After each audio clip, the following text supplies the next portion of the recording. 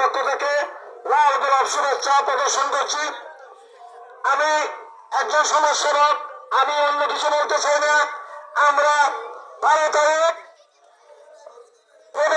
তারিখ সকাল 8টা থেকে 4টা পর্যন্ত নারী এবং পুরুষ আমরা 5টি বুথে 95 ভোট আমরা উৎসবকে সার্কে দিব।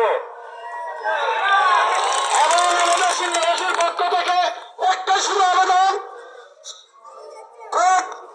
সমতলা বেতারবাড়া থেকে সিংহা হয়ে আমাদের বিজ্ঞান পরিষদ পর্যন্ত একটি পাকা রাস্তা পাকা করানোর জন্য স্যারের কাছে আমাদের সবিনয় আবেদন করছি। এবং আমার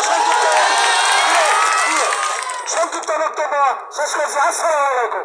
আমরা অনেক অবহেলিত করেছি, এটা সবাই অবগত। কাজে আমি জানি যে ওসমান ফারুক স্যার, ওনার বাবাও ছিলেন, ওনার একজন মানুষ, ভালো মানুষ। ওনার মুরব্বীর কথা শুনে যে ওনার বাবা অনেক চাকরি দিচ্ছেন মানুষকে কেটাই গিয়া।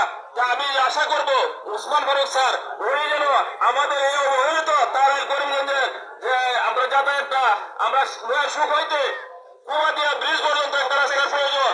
এ তারাই যাইতে আমরা 15 মিনিট সময় লাগবে, কিন্তু আমরা করিমগঞ্জ মায়া তারাই যাইতে আমরা 1 ঘন্টা সময় নেই। তাহলে আমি আপনাদের কাছে বিনীত অনুরোধ করবো, আজকে যেন এই সভায় সকলে সম্মিলিত ভাবে আমরা সবাইকে দানের শীষে ভোট দিয়ে আমি সংক্ষিপ্ত কথা শেষ করলাম। আসসালামু আলাইকুম। আপনারা জানেন 12 তারিখ জাতীয় সংসদ নির্বাচন আপনারা বুথের মাধ্যমে বিপ্লব ঘোষিয়ে ডক্টর ওসমান ফারুককে বিজয়ী করে আনবেন।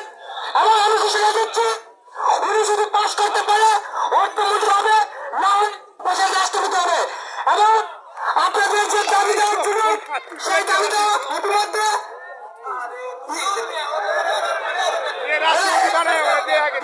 আমি 6টি পক্ষে দলের শীষে ভোট দিবেন। সবাই হাত তুলে আমরা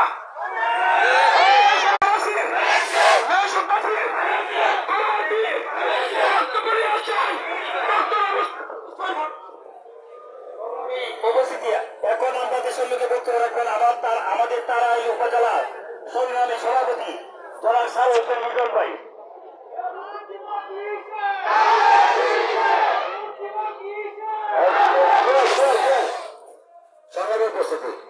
আসলে আমি আগে বক্তব্য আসছি, একটা রাজনৈতিক কর্মীর জন্য একটা নেতার সামনে বক্তব্য দেওয়া একটা অনেক প্রয়োজন কথা।